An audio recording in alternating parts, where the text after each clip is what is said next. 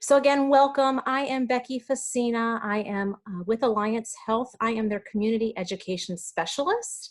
We are here tonight to present What Will They Text Next? Youth, Social Media, and Technology. First and foremost, I want to thank Destiny International Ministries, specifically Crystal Bullard, for reaching out and making this presentation happen this evening.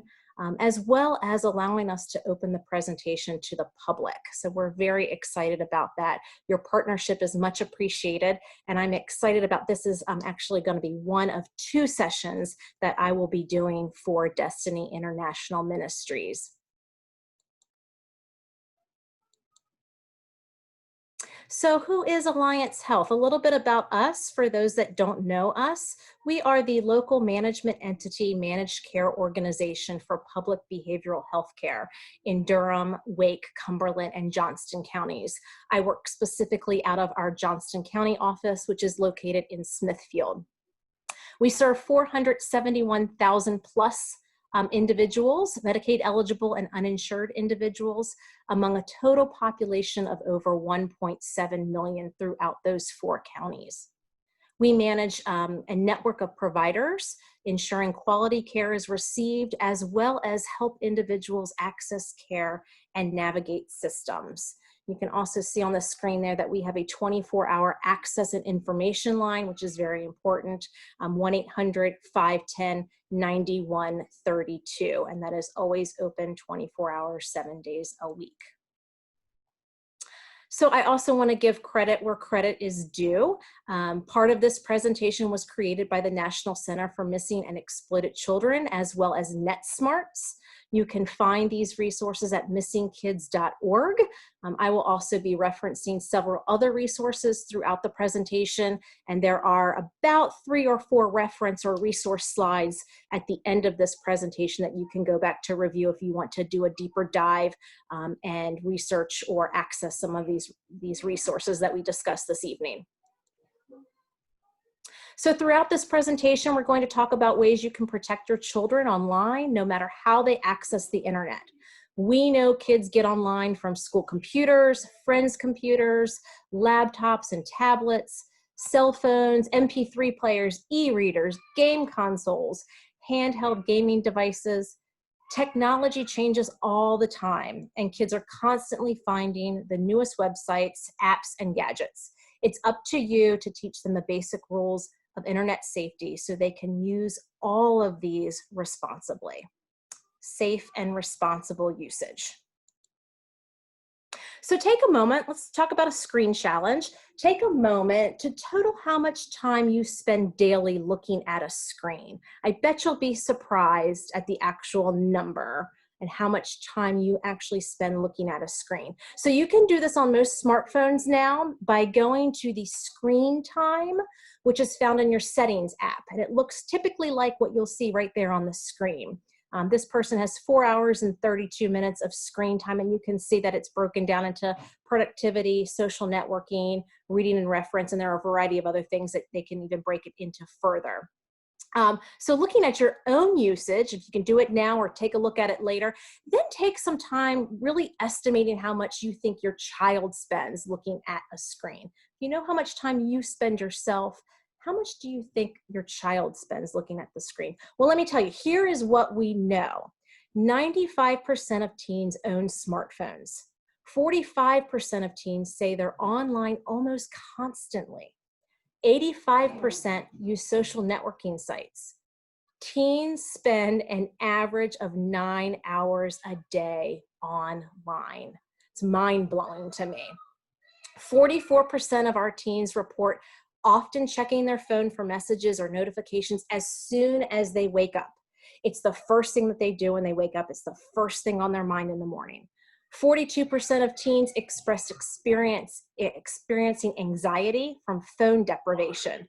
So when they've gotten their phone taken away, or they have been grounded, or they've lost their phone or misplaced it, that they're actually experiencing this anxiety from what we now are calling phone deprivation. So what are your what are your kids currently interested in online? So think about your own children or the children that are in your lives. Go to that chat bar for me and tell me, what are your kids currently interested in online? We'll just take a moment. I'd like to see what what people are saying out there. Instagram, TikTok. Thank you, Julie. YouTube videos, gaming, another Instagram, Susan. Yep. So I'm seeing a lot of apps, right? Music videos. So maybe that's YouTube. Maybe they're just Googling music videos. Maybe they're sharing music videos. Talking with other youth, okay? Snapchat and TikTok, Instagram, absolutely, absolutely, absolutely. So this evening, we're not going to go through every website and app your child might be using. Excellent information is out there about how to check your child's browser history, privacy settings, and how to report on the various apps and websites your child may be using. It's all readily available online. And again, that'll be part of the section in the resources at the end of this presentation. But remember, learning about specific apps only helps if you are learning about the apps your child is actually using. So you can learn as much as you want to know about every app is out there, but if your kid's not using it, then it's not pertinent information. You need to know the ones that they are engaging with on a regular basis. So the best thing you can do is ask your child which apps he or she uses, and then work through and explore the privacy and reporting functionalities together. And we're going to talk a little bit about that further on. So the most important thing really that we're going to talk about is communicating with your children about what they're doing online. Start those conversations by asking about their interests. Ask them questions like, what's your favorite app? Who do you talk to when you play games, right? For those of you that have gamers, they get online and they're gaming with other people, and they're having conversations online with individuals behind the screen about the game. What kinds of pictures do you like to post? Ask those questions. Discuss these things with them regularly so they know you're available and you have an open mind. Kids need to know that you won't freak out and stop them from going online if something happens. You may not be able to protect them from everything, but you can teach them how to make responsible choices when they encounter a problem. And that's what we need to do as parents, as guardians. We want to teach our kids that when they encounter a problem, whatever it may be in life, they've got some choices and they make the right choices and the right decisions. So the good news is that most children are not getting into trouble online, but there are still some risks to consider. The issues we're going to discuss this evening are not specific just to one device or website. So no matter what your children like to do online, they can face issues involving these things, involving inappropriate content, online privacy, sexting, online sexual solicitation, and cyberbullying. You may think that you don't have to worry about cyberbullying because you have a younger child. I hear it all the time. Or that your teenager already knows not to respond to inappropriate messages. We would hope that they already know that. But these topics are relevant to every child at some point. I really hope that tonight's presentation will help you talk about them in a way that's appropriate for your child's age group.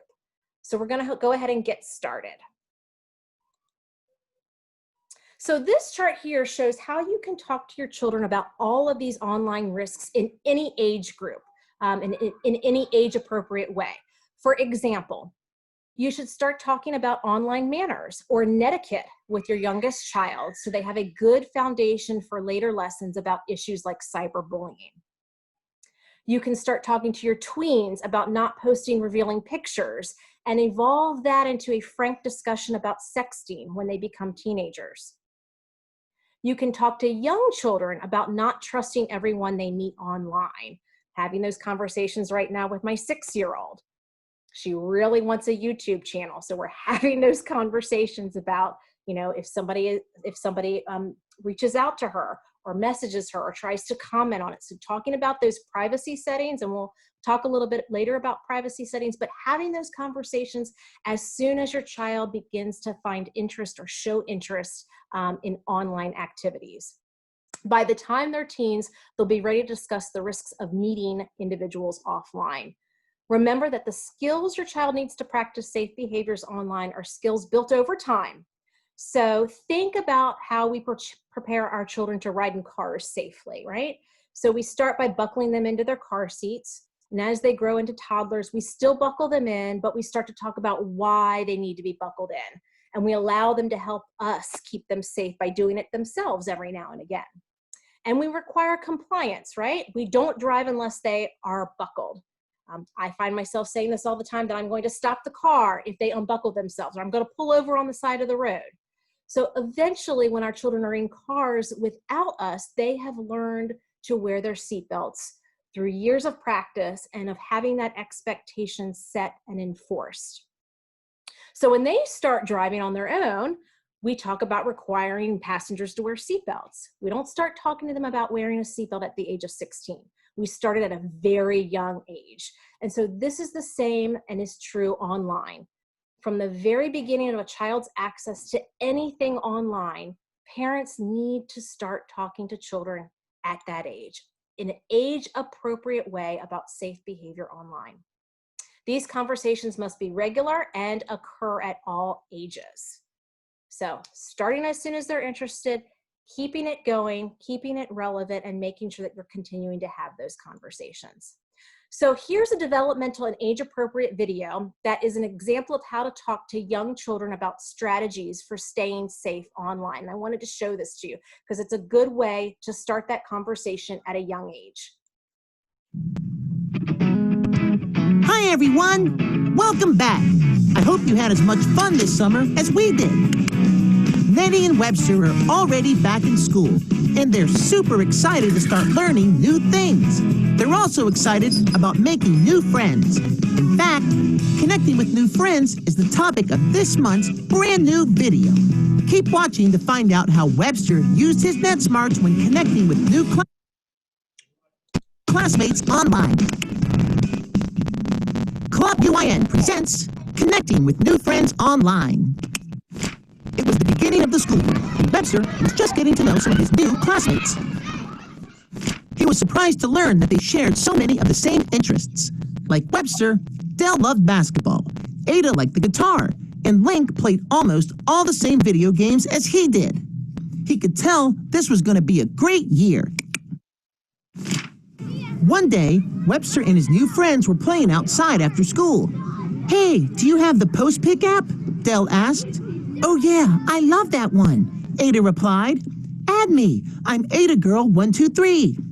Dell, Link, and Ada all exchanged usernames, but not Webster.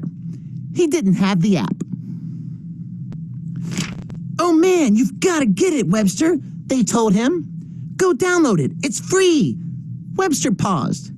He knew he shouldn't download things to his phone without checking first with a trusted adult.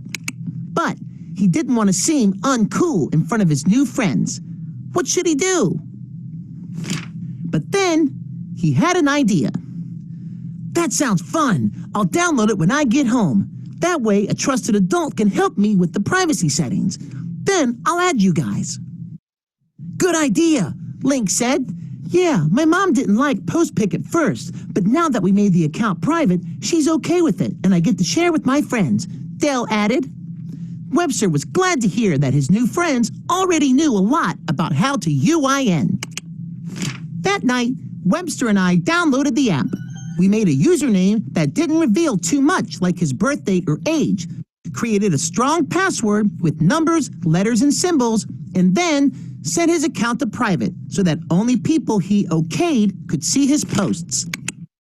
After that, Webster added his friends' accounts, and they had a blast sharing together. The school year was off to a great start. The end. How about a round of applause for Webster? Way to UIN, buddy. If you want to learn more about... So that video, age-appropriate developmental language. It showed a cartoon. It had language that the kids could understand. And so that's just one way that you can start very early and get young children, elementary age children, to get engaged and to start learning about some of those safety settings, some of those privacy issues, and some safe internet and online usage. So that's one way, developmentally age appropriate for elementary schoolers. So let's continue our conversation. And again, that resource is online. You can download it, you can access it. And again, you can get that at the end of our presentation. So let's continue our conversation by discussing the inappropriate things your child may encounter online. The internet opens up an entire world of information and images, some of which you don't want your children to see, we all know. On the internet, your child might come across content that features pornography, excessive violence, hate speech, or risky and or illegal behaviors. And we know that seeing inappropriate content online may have negative effects on children. Some kids, especially younger children, may feel guilty or ashamed. Sometimes children exposed to violent or sexual content may become desensitized to it, and this can affect their self-image and overall development. Let your kids know they can always talk to you. The internet is a great tool for them, so don't make it scary. If your child does open up to you about inappropriate content they've seen, listen attentively and stay calm. Reassure them that it's not their fault and help them report anything that made them feel uncomfortable. If you believe they've received the inappropriate content from a friend or shared it with someone else, you may want to talk to a teacher or a school counselor. And again, the goal is to have regular and active conversations so that the conversation is open and ongoing, not just reacting to negative incidents or behaviors. We want our kids and our children to feel comfortable coming to us. Next, talk to your child about what to do when they find inappropriate content. You know, they've got some options. They can turn off the screen, they can use the back button, tell a trusted adult if they have questions or they need help, and report the content if necessary to the website or app where they found it. You can also and always go to cybertipline.org. They will always take cyber online tips.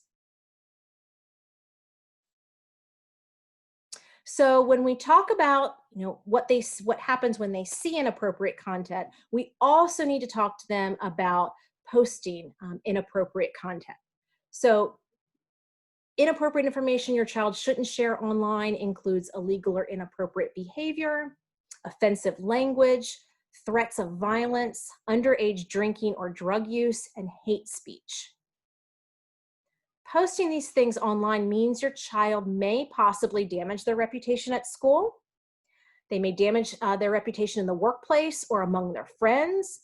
They may be punished at school if what they post breaks school rules and is a detriment to the child's school day. So if it impacts what is happening at the school, even though they may have posted it outside of school hours, they could possibly be punished for that. They could be charged with a crime if they are breaking a law. They could be hurt, it could hurt their chances of getting into college, getting a scholarship, or getting a job in the future. Many companies go online and they check Facebook profiles before making hires. So an example from the news, 2 high school students from Massachusetts recently were suspended after posting a homecoming picture of themselves holding replica guns. Even though the guns were not real, school officials considered the photos to pose a significant disruption to the school, and therefore the consequences were rendered for them. So having those conversations with our children and our kids that what we do online have consequences in the greater scheme of things. So what you can do, let's talk about connecting, learning, and engaging. So connecting with them, set some ground rules, establish clear guidelines like what types of sites they can visit, apps they can download, and when they can have access to electronics. I know many families kind of have a blackout period that require disconnection. I even have a friend that goes so far that he has a safe that everybody puts their electronics in when they get home, and it gets locked up until the next morning. Don't have to go that far, but again, establishing your rules and your boundaries as a family. Research before you buy. It's really important to learn about a device's capabilities before you buy, especially when we're introducing our elementary schoolers, our really young kids, to electronics. Will it allow unknown people to communicate with my child?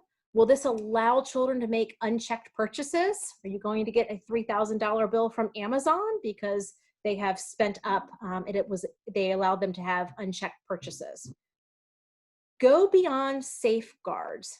Installing monitoring software doesn't guarantee your child will be safe online. Time, attention, and active conversation are the best tools to protect them. Even though we will talk later about monitoring software, we don't endorse any specific ones, but there are a ton out there. Again, the biggest proponent and the biggest safeguard is you having those conversations with your child. Report if your kids are dealing with cyber bullies or potential online enticement. Report it to the website, your cell phone provider, law enforcement, or again, that website, cybertipline.org. Learn, know the platforms. Online enticement happens across all platforms. So be aware of the sites, games, and apps your children frequent. Ask them to show you how they use them. Be savvy. You're gonna have to get a little savvy. Be proactive. Teach your kids to spot common tricks used by online offenders. Cyber Tipline reports the most common tactics used to entice a child online were engaging the child in sexual conversation, directly asking the child for sexually explicit images of themselves, developing a rapport with the child through compliments and other supportive behaviors, such as liking their posts online, sending unprompted sexually explicit images of themselves, pretending to be younger, and offering incentives for explicit content. They did some research. They found some people were offering Amazon gift cards for children, showing them explicit content of themselves. Spot the red flags. A child who's experiencing online enticement might be spending increasing time online. They may be getting upset when he or she's not allowed to access or use their device. Taking extra steps to conceal what they are doing online, maybe changing their passwords around multiple times so that you can't access it, and receiving gifts from people that you don't know. So you need to engage them, talk about it. Your kids might not tell you everything, but ask anyways. Regular conversations about safety can go a long way in increasing trust and communication. Get involved. Challenge them to a duel. If you have kids who like to play online games, ask them if you can play too. When you respect their interests, they're more likely to respect your rules. And don't pull the plug. We often think we want to go there and take away the internet access because they may have made mistakes online. It doesn't always solve the problem. Talk to them about protecting themselves and respecting others online. So you may also be concerned about how much information your children are sharing online. I know I've had those conversations with my kids. Some examples of things that are probably okay for them to share include pictures of family and friends, as long as they are posted with permission. Most pictures kids post are harmless. Kids love to take and post pictures as a way to express themselves and document their lives. Again, this is with you knowing where they're getting posted and you know about those apps. Casual conversation in a game. So many kids play those games on computers or on console that allow them to talk to other players.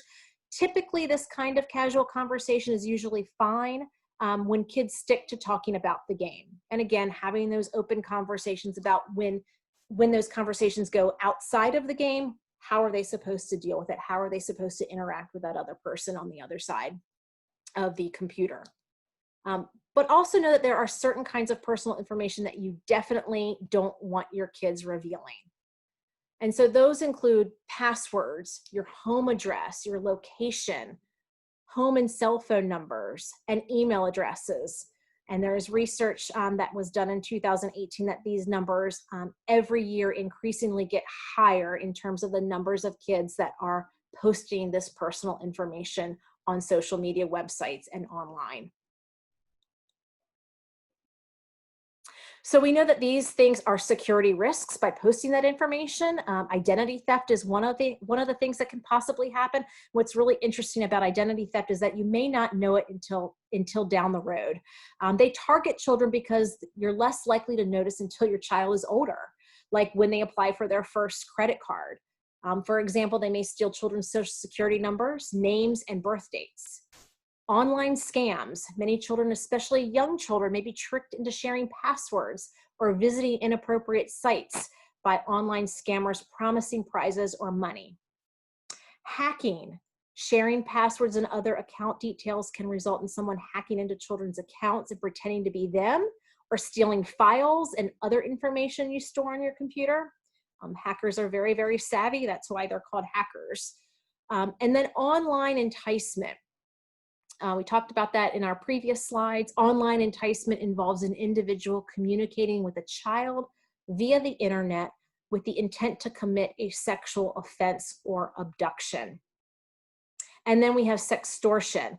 That's a new online exploitation crime directed towards children in which non-physical forms of coercion are used, such as blackmail, to acquire sexual content from the child, engage in sex with the child, or obtain money from the child. Scary, scary stuff. You may think it's safer for your child to lie about their name and age online, but that's not always true. So I've heard parents say, don't tell them your real age. Don't tell them your real name. But for some websites and some sites, for example, Facebook's terms of service, it actually goes against their terms of service to use an incorrect age or a fake name. So what they do, I'm sorry, let me go back. For example, it's actually against Facebook's terms of service to use a fake name or age. All accounts of anyone under the age of 18 are not open to the public. So make sure your teen signs up using their real birthday. If they pretend to be older, their account has less default security restrictions. And that's something I didn't know until I really researched this presentation. And so one of the things that we talked about earlier was that online scam that lured kids onto gaming and survey websites by promising free stuff like video games. They were able to convince kids to give out their names, their email addresses, and other personal information. So what can you do? Here's what you can do to help your kids from revealing too much personal information online. Establish rules about what they can share and under what circumstances. For example, it's okay for them to enter their address online if they're ordering something from Amazon with your permission, but it's not okay to enter their address in a pop-up ad that promises to send them a prize. So again, having those realistic conversations with them. Learn about the reporting options of any websites and games that they're using. Each website and game typically has its own tools to report issues such as stolen passwords or hacked accounts. They usually have a team behind the scenes that will investigate those things. Get to know them so you know what to do if there is a problem. Check your kids' privacy settings. You should help them set up their accounts and check their privacy settings often to make sure they're using the settings that offer the most protection. Help them create strong passwords. That was in that video, right? Eight characters with special characters inside of that password. Tell them not to share their password with anyone. Oftentimes using silly words or phrases that are easy to remember for them. And then having them change them often. I know we're required at our organization to change our password every 6 months. So that's a good standard to live by and practice. Talk about their friends lists. It's recommended that children only add friends they know offline, but this may change as they get older. So talk to them about the types of friends you're okay with them adding. And again, we start with our elementary schoolers and we can really kind of put parameters around them. But as our kids get older and as they leave our shelter and they become less sheltered, we've got to be able to think about how do we keep them safe and how do we give them the skills and tools to keep themselves safe on their own. In addition to being careful about the kind of information they post, you want to make sure your children are being careful about the images they share. We hear a lot about this in the news now. Sexting is when teens send or post nude or partially nude images, usually via the cell phone. So it's hard to know for sure as the research varies widely, and I think that is really truly because people have to reveal this information. But most recently, from 2018, the Journal of the American Medical Association found that 15% of teens reported they have sexted. This is a self-report. And that 27% of teens say they have received a sext at some point in time. So why are they sexting? So there's a variety of reasons. Trying to be funny and sharing it with friends, trying to impress a crush who may or may not have asked for the picture, peer pressure or threats, experimenting with relationships, sexual behavior, and boundaries. Sexting can be part of normal adolescent development that often includes risk-taking and boundary setting. However, one study found recently that teens who engage in sexting are more likely to be engaged in other risky sexual behaviors, including unprotected sex. So this suggests that sexting is part of a pattern, potentially, of risky behaviors for certain teens. So even though teens usually intend for only one person to see these pictures, they don't always stay private. Take a look at this video to see how one girl's choice to send a nude picture quickly got out of control.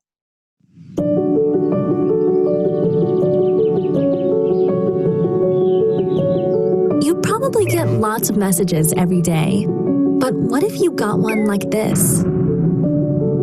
What would you do? Would you send a picture? No? Cool. That's an easy way to protect yourself. But what if you'd chosen differently? What if you send the picture?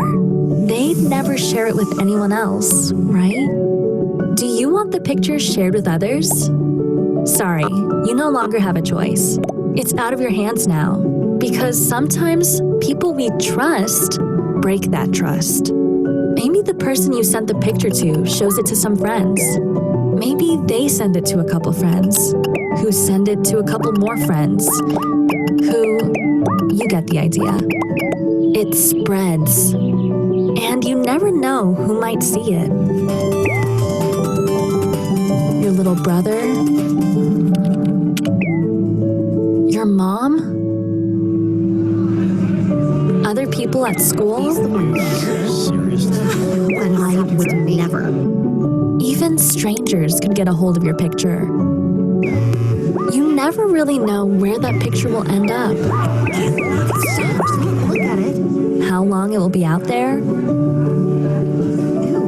what the consequences will be. Don't let others decide what happens to your image. Think before you share. Learn more at netsmarts.org. And hey, if your image is... So in the chat box, take a few moments to think about and answer this question. What were some of the consequences of sharing the photo?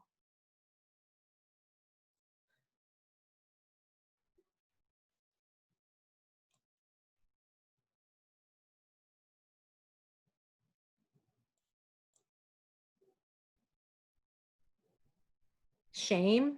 Thank you. Yeah, absolutely shame. It never goes away oftentimes, especially once it's been shared, right? Out of control, shared all over, can't guarantee privacy. Exactly. So this short video obviously was created and geared to having those conversations with your teen child. So when having that conversation after sharing this video, make the point that asking for the photo was asking the girl to put herself at risk. There is no such thing as for your eyes only. When technology is involved, even with the best of intentions. So once that photo has been shared, it's been shared, and we can't control where it goes.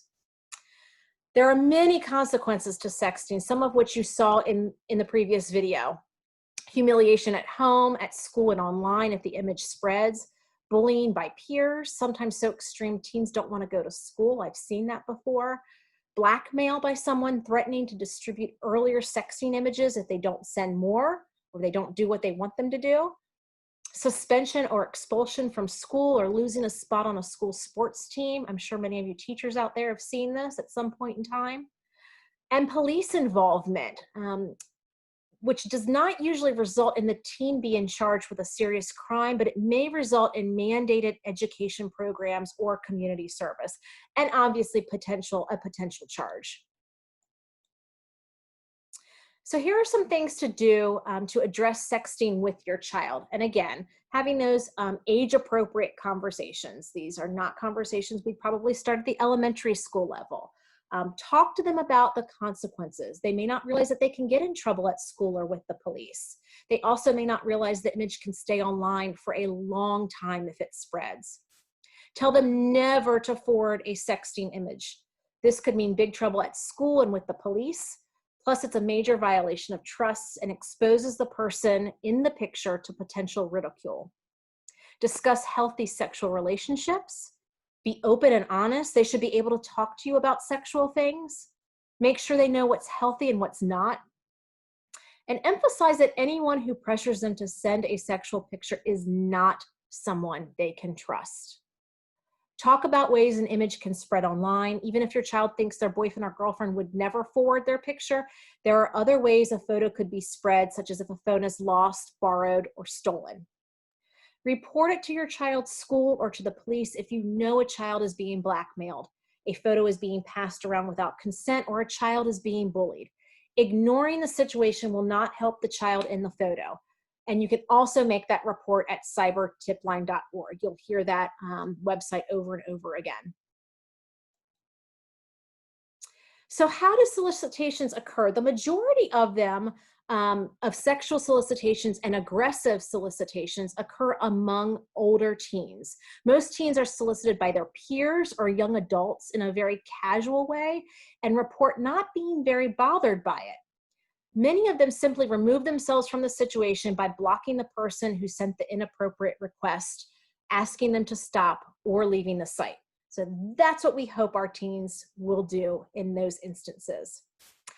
Although most teens aren't bothered by sexual solicitations, that's what our research has, not our research, but that's what research has found. There are some that lead to dangerous online relationships with predatory offenders. In these cases, the offenders begin to play on children's vulnerabilities by offering them affection and attention. This manipulative process is called grooming. Many of you may have heard of that term. Offenders entice children by exploiting their natural curiosity about sex, lowering the child's inhibitions by gradually introducing explicit images and child sex abuse images, using his or her adult status to influence and control a child's behavior, and offering gifts like cell phones and gift cards. It's important to note that sexual exploitation and abuse does not always involve grooming. All inappropriate or exploitive behavior needs to be addressed and reported. So when we talk about grooming, what are signs of grooming? These are some things that you should look for.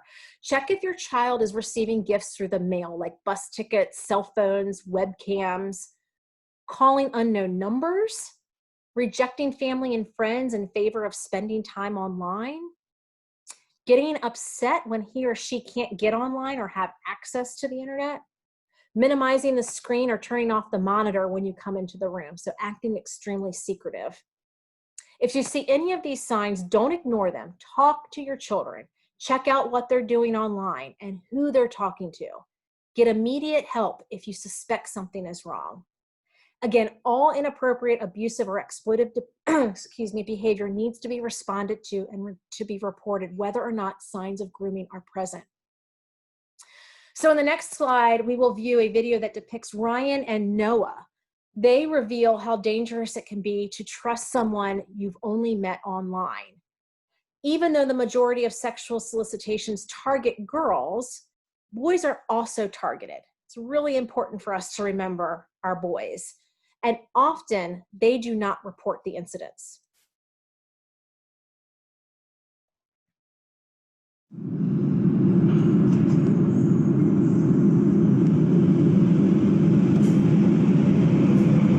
It happened to me 5 years ago. My parents were divorcing and things in school and with friends weren't too good. I felt like the world was falling down around me. That's when I met someone online. We would chat about everything in my life. I finally had someone to take my side and see things my way. I had someone who put me first. No matter how much I thought we could trust each other, I knew better than to meet in person with someone I had met on the internet. But one day when school was dismissed early, there was someone waiting for me at my front door. I never thought I'd find myself in this situation. I learned the hard way that no matter who you think you're talking to online, there are people out there looking to hurt you. It doesn't matter if they're male or female, or if they look a little rough around the edges, or even if they're the most beautiful person. These people exist, online and in the real world. It happened to me too. I was 14 and someone online sent me a private message. I shouldn't have responded, but I messaged back and 7 days later, agreed to be picked up outside of my house at midnight. I was taken to another house and what happened there was terrifying.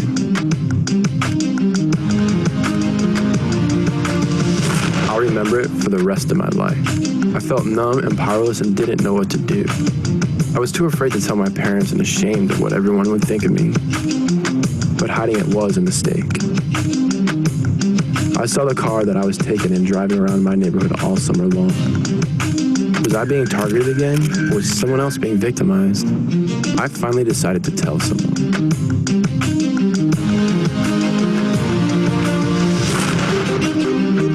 I have to live with the decision I made to trust someone I met on the internet. But the important thing is that I told someone.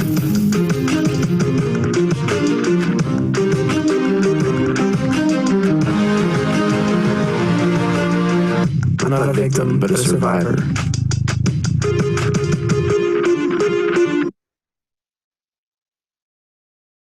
So what you can do. There are several things you can do to keep your child safe from predatory offenders. Talk to your child about sex and relationships. Talk to them about what makes a healthy relationship. Have an open door policy so they will not seek answers or inappropriate relationships online. Keep in mind that many teens are flattered by attention from older people, but please make it clear that a 22-year-old flirting with them, it's not flattering, it's inappropriate. This type of conversation can even start with young children. Talk to them about what is okay for people to talk about online and what is not okay. Set a policy about meeting offline for older teens. If you choose to allow it, you need to set these parameters. Get your permission before agreeing to meet, go with you or another adult, meet in a public place, and not leave. Know your child's online friends. Encourage them not to accept friend requests from anyone they don't already know. Ask questions about the people on their friends list, such as how did you meet and what do you talk about? Keep in mind that some offenders use the internet to target minors they already know. If someone your child knows contacts them online, they should check with you before responding. Teach your child the warning signs. Talk to them about grooming and ways people try to manipulate them. Above all, call the police if you suspect your child is having inappropriate conversations or relationships online. You should also file a report with the website or app where they've had these conversations, and again, report it to cybertipline.org. So here's an example of a 15-year-old who made a report about inappropriate behavior online. Remind your children that even if they are not bothered by an inappropriate comment, they should still report it to help keep the internet safe from others. Remind them that the person sending them inappropriate messages or pictures may try to do the same thing to another child who is younger or more vulnerable. You can also make a report to the National Center for Missing and Exploited Children's Cyber Tip Line, which we've referenced several times. All reports made to the tip line are made available to law enforcement. So make a report if anyone sends your child photos or videos containing obscene content, anyone asks your child to send sexual images, anyone speaks to your child in a sexual manner, anyone that asks your child to meet in person. Again, that tip line, there's also a 1-800 number, 1-800-THE-LOST, L-O-S-T. So we also know that, when we talk about technology and bullying, there's cyberbullying. How many of you have heard about cyberbullying and what do you know about it? So take about 30 seconds in that chat bar. What do you know about cyberbullying? I know my teacher friends out there probably know a little bit more. What do we know about cyberbullying? Heard of it, but know very little. Thank you for your honest answer. It's constant. We're going to talk about that a little bit. No age limit. And sometimes it's two ways, absolutely. So cyberbullying is exactly what it sounds like. It's bullying through technology like cell phones, social media sites, online games. Research in 2015 tells us that about 25% of middle and high school students have been cyberbullied. About 16% admitted to cyberbullying others. And we know that youth who identify as gay, lesbian, bisexual, or questioning are more likely to be involved both as a victim and a bully. So that was that two-way street that someone just spoke about. Some examples of cyberbullying include sending someone mean texts, photoshopping or altering a picture to embarrass someone, creating a fake profile to post defamatory information or images, posting fight videos online to embarrass the person who lost, spreading rumors and gossip online, posting pictures intended to embarrass someone, sending threatening or harassing comments. Even young children who don't use social media or cell phones can experience some form of cyberbullying while playing online games or playing in a virtual world. For example, they may be exposed to inappropriate language while chatting. They may be taunted by other players. They may be targeted by more experienced players. And they may be ignored by other players or excluded from playing.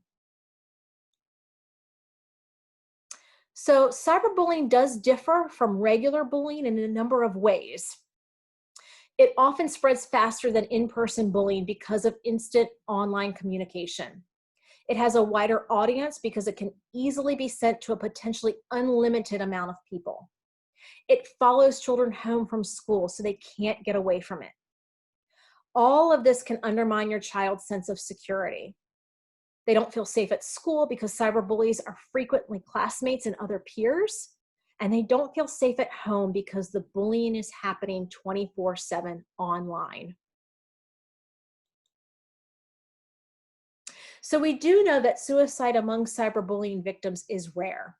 It's important to remember that although cyberbullying can be extremely devastating for some victims, suicide as a result of cyberbullying is extremely rare, and there are usually other factors at play. In most instances, and I say most, teens who died by suicide were bullied both at school and online. And many of the teens had some type of mental or behavioral health challenge, such as depression. Though it is rare for victims of cyberbullying to die by suicide, cyberbullying can still have very serious effects on the children who are targeted, including depression, anxiety, academic problems, and more. Always, always take a threat or talk of suicide seriously. Seek help, support, and/or treatment if necessary. Children and youth need to know that they are responsible for their behavior online. Choices young people make about what to post and how to treat others online can have positive or negative consequences for themselves and for others. This video was created by Trend Micro. It's a cybersecurity company as part of their What's Your Story contest. And this really targets kind of those older teens. It's cool, it's engaging, it's interesting. I wanted to share this with you.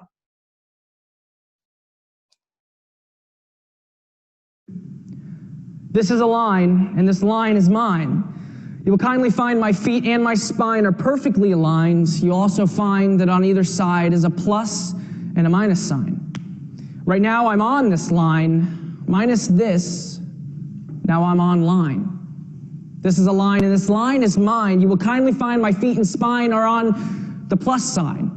Now I'd like to assign and also define what one might find on this side of the line.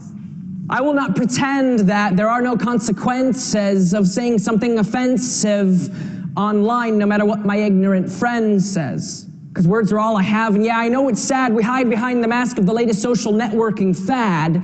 So there's respect to my status, whether through Mark Zuckerberg or Tom, and I'll treat you the same in person, and yeah, I'll accept your friend request, Mom. This is a line, and this line is mine. You will kindly find my feet and my spine are on the minus sign. Now I'd like to assign and also define what one might find on this side of the line. Now, I might seem unassuming, but if you only knew what I was doing, brewing, spewing, spitting venom when I'm at that screen, I ruin reputations, I will splatter. Typing faster, I get madder. All the insults I will gather. You're so lucky, it's only sadder. Day.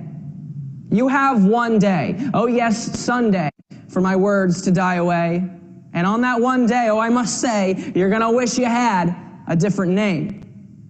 But then it's Monday, and at school, I'll remind them all of what I said. Then it's Tuesday, and then it's Wednesday, then we'll all find out you're dead. This is a line, and this line is mine. And now that I've assigned what one might find on either side, you will kindly find that my feet and my spine are on the plus sign. And I'm not moving. Where are you? I just found that video very powerful. As you can see, cyberbullying can have a tremendous impact on children. That's why it's so important for you to understand the issue. To combat cyberbullying, you need to know who is involved, and here are the major players: the cyberbully, the victim, and the bystander.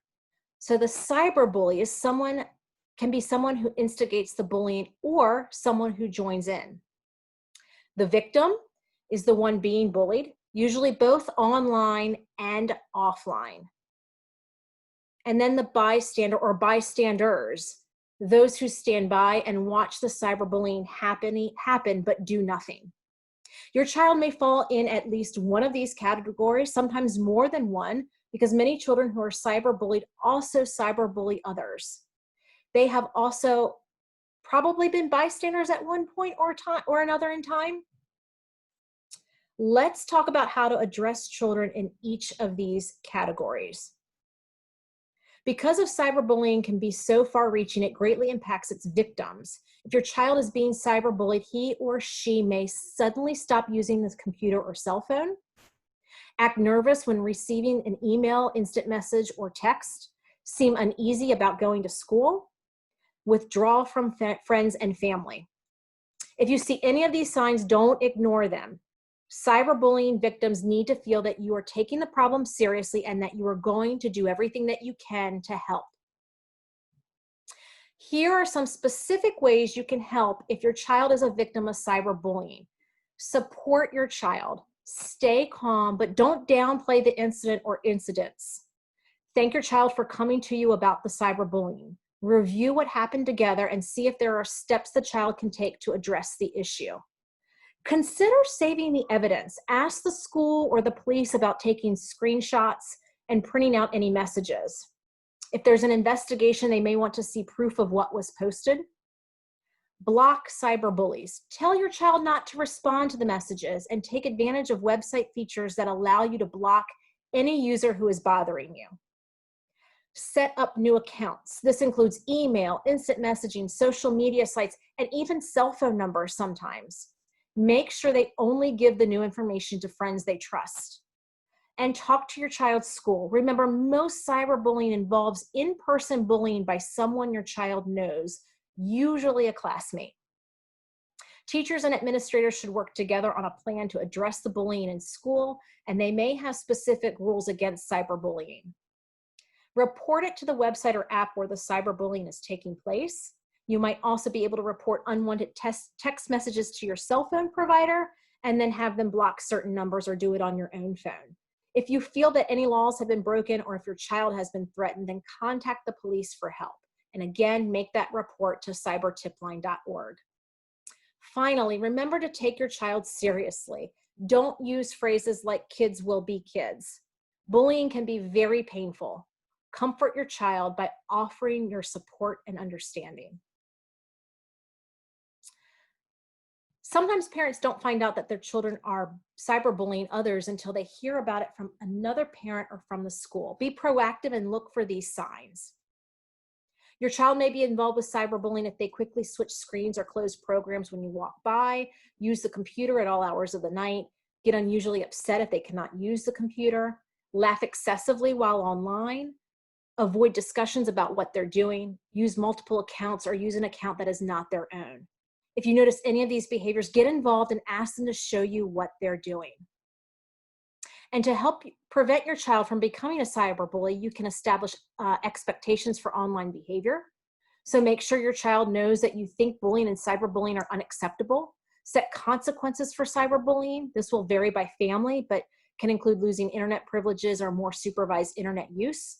Model good online behavior yourself. Children learn from the adults around them, so always be respectful of others online. You don't have to tell your children that they have to be friends with everyone, but you should teach them about respecting others. If you find out that your child has already been involved in cyberbullying, be open to working with the school as they look to correct the problem. And talk to your child about not being a bystander. Most kids are not bullies or victims, they're bystanders. They are afraid to speak up about cyberbullying because they're afraid of being targeted next or being called a tattletale. However, information from bystanders is critical if teachers and other trusted adults are to take action. So talk to your child about not being a bystander. You can do this by establishing expectations for reporting. Make sure they understand that you expect them to speak up when they see cyberbullying happen, because silence only lets it continue. Encouraging them to stand up for the victim when they feel it's safe to do so. That might mean being a good friend to the victim, telling the bully to stop or refusing to join in the cyberbullying. They can also show support to the victim in private. Helping them report the cyberbullying to the website where it is taking place or to a trusted adult at school. Bystanders will feel better about reporting if they are reassured they're doing the right thing. So help them see it through. We talked a little bit about tech options at the very beginning. You've heard several strategies to help you deal with inappropriate content online: privacy, sexting, online sexual solicitation, and cyberbullying. Most of those suggestions have been based on communicating with your children, but I also want to talk about technological solutions. Here are some options you may want to look into. So filtering and monitoring software. These can help protect your children from seeing sexually explicit content online and even notify you if they're receiving inappropriate messages. I do not endorse any particular kind of software, but you can go to getnetwise.org to search for the software that best fits your needs. And I'm going to run through the rest of this real quick because we're running out of time. Consult your cell phone service provider. They may offer monitoring options for your child's cell phone. Research options for mobile devices. Look at the individual apps they're using. Explore built-in security features for programs and websites. Your child's cell phone may look something like this. Look at individual apps. Have your child open the apps and allow you to explore them. Let your child know that you have the right to check their laptop, their phone, and other devices, and that you need to know their passwords. Remember, communication is key. Learn their lingo. The translation for this is gotta go, can't talk now, parent in room. Do you want to meet up somewhere? This next one is what's up? What's your age, sex, location? Most importantly, engage your family in active, meaningful conversation about internet usage and safety.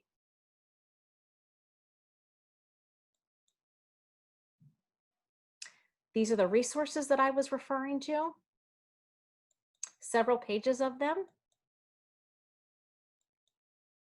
There are apps to protect your child in the car. There are apps to protect your teen's phone. Tell others in your community about these free resources. Encourage your PTA to set up presentations. When everybody works to confront these issues, your children become safer and are more prepared to protect themselves online. Thank you, thank you, thank you for joining us. We literally have 1 minute left. I do want to open up the chat. If you have comments or questions or you want to share something, I'm going to open up the chat now. This presentation will be available, probably not tomorrow, but probably look for it early next week to all of you, and I can get that forwarded to you. You're very welcome, Tina. You're welcome, Patrice. I hope you all learned something today. I do have another webinar or presentation scheduled next week, next Thursday. We'll be talking about trauma-informed care. And I hope you will join us on that presentation as well. Awesome. Thank you, Kimberly. Appreciate it. Thank you, Susan. My email is there, rfacina@alliancehealthplan.org. My local phone number, even my cell phone number is there. Please feel free to reach out to me if you have any comments, questions, concerns, you need a resource. I'm here to help. I am a community resource and asset to you. Where can we find that link? That our recording today will be downloaded, and then I will forward it to Crystal. I believe that's how it works. I will forward it to Crystal, and then she can get it out. I may also post it somewhere. I believe Alliance Health has can post it to YouTube as well, so you can actually replay this. Thank you very much, Valerie. All right, if there are no specific questions for me, you have my contact information. I am signing off here. Have a wonderful Thursday. Have a great Memorial weekend. And please all stay healthy and well.